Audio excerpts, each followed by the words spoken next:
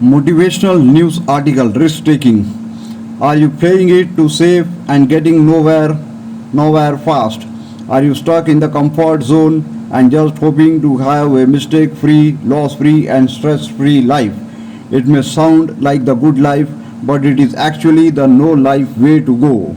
Taking risks is something that is generally not encouraged, not just in Zambia but all around the world. A friend of mine showed me an article by Mac Barity, a reformed Wall Street asset manager, now working in the SME development and financial services field, titled Zambia Journal. No risk, no reward. He worked in Zambia for some months and in the journal he tries to share his experiences.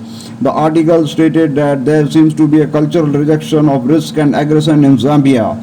He was referring to risk taking in business but went on to explain the Zambians generally prefer to take it easy and not take risks or be aggressive in many areas of their lives. That a foreigner who spent only a few months in the country should notice this about us is very revealing. On the other hand, it is also a little disappointing. Why are we so afraid to take risks? Why are we not willing to leave the well trodden path and do something that challenges us? Mr. Mac Brerati proposes that the aversion to risk appears to stem from colonial times and basically concludes that it is a past foreign control that has permeated the culture and the resulting passive behavior seems to have been ingrained in successive generations. It is not my intention to get into whether his reasoning is right or wrong. I quote him only to make the point that he has a very good point. We are passive, we don't take calculated risks. Risk taking, the falseness of security. The need for security is one of the things that keeps us from taking risks. We have a need as human beings to want to stick to the familiar and predictable. We like things we can control and know well. But as Helen Keller said, security is mostly a superstition. It does not exist in nature, nor do the children of men as a whole experience it. Avoiding danger is no safer in the long run than outright exposure. Life is either a daring adventure or nothing. This need for job security and such is exactly what keeps most people from living a truly satisfying and successful life. The illusion of safety blinds them to the fact that ultimately life is passing them by whilst they are hiding in the bushes. The real living is out in the open. Fear and doubt also keep us from taking risks. These two are a dreamer's worst enemy. Take the advice of Gareth O'Callaghan and do not fear risk. All exploration, all growth is calculated. Without challenge, people cannot reach their higher selves. Only if we are willing to walk over the edge can we become winners. Risk taking, dumb risk takers. Of course, there are plenty of people around that are literally walking over the edge and taking dumb risks. These range from casual, unprotected sex to drunken driving and drug and alcohol abuse. It is risky behavior, no doubt, but it is definitely not intelligent or calculated risk taking. Such risks are just plain dumb. As a dreamer, you need to steer clear of dumb risk taking and dumb risk takers. Risk taking, good risk taking.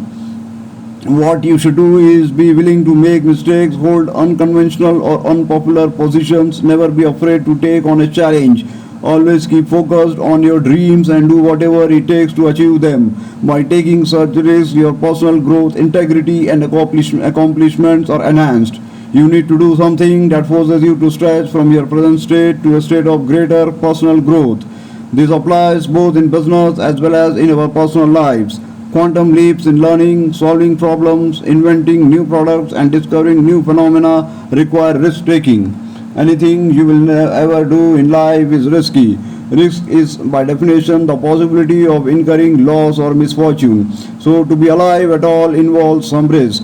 The risk is of being alive is dying. When you go to school, you risk failing your exams. When you marry, you risk divorcing. When you drive, you risk being involved in an accident. The very nature of life requires risk taking. A small child would never learn to walk, talk, or socially interact without taking risks, experiencing successes and failures, and then monitoring and adjusting accordingly. Risk taking mistakes are part of life. John Holt would add that if you are not making mistakes, you are not taking risks, and that means you are not going anywhere. Making mistakes is part of taking risks and it is part of growing. The key is to learn from your mistakes and keep moving ahead. However, the question that still remains is how can you take intelligent or calculated risks? Calculated or intelligent risks are those where the potential downside is limited, but the potential upside is virtually unlimited. The potential benefits of the risk should outweigh the potential losses if you are to take it. Otherwise, it is not a good risk. The potential benefits of the risk should outweigh the potential losses if you are to take it. Otherwise, it is not a good risk. Before you jump into anything, always understand what you stand to lose and ensure that it is outweighed by what you stand to gain. Risk taking lessen the risk. A second aspect of intelligent risk taking is to imagine all the things that could possibly go wrong when making a decision on whether or not to take a risk. The trick is then to put all the measures in place that you can to prevent those things from happening. But be careful not to want to be perfectionist in this area. You cannot possibly prepare for every outcome. You need to have some faith in yourself and the fact that you will be able to handle whatever comes your way.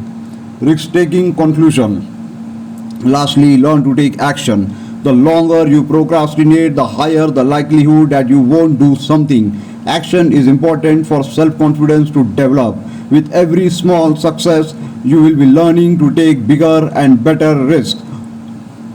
Often the difference between a successful person and a failure is not that one has better abilities or ideas, but the courage that one has to be on one's ideas, to take a calculated risk and to act. Remember the words of Buscaglia: the person who risks nothing, does nothing, has nothing, is nothing and becomes nothing. He may avoid suffering and sorrow, but he simply cannot learn and feel and change and grow and love and life. I know that that person is not you. You are all you are all you can be. Go on and be it.